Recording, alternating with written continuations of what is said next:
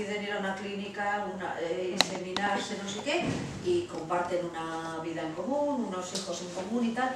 Eso hoy en día ya está siendo posible. Eso ha costado mucho, porque además, claro, significaba que esta gente le tiene que decir, esta mujer le tiene que decir a su familia, oye, que nos vamos a casar y que vamos a tener unos hijos y tal. Y las familias, al principio, porque además tenemos un grupo de apoyo familiar, que es donde vienen padres, madres y tal, y ellos cuentan, ¿no?, cómo cuando se tienen que enfrentar a una situación del estilo, jo, mi hija y su novia nos dicen que quieren tener un hijo, joder, pues es que, vamos, yo no lo veo.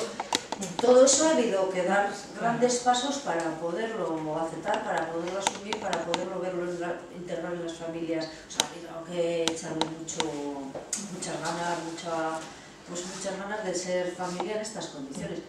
Se están dando, por ejemplo, a pesar de que todo eso legalmente hoy en día está bien reconocido, a través de las leyes estas que se han tal.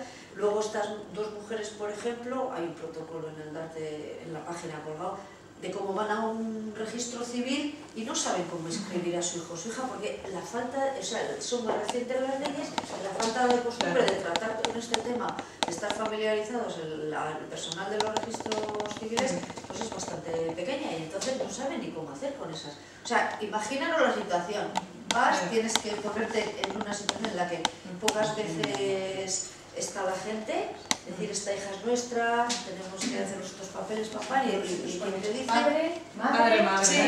Antes hacían, imaginaros que el libro de familia no estaba ni cambiado.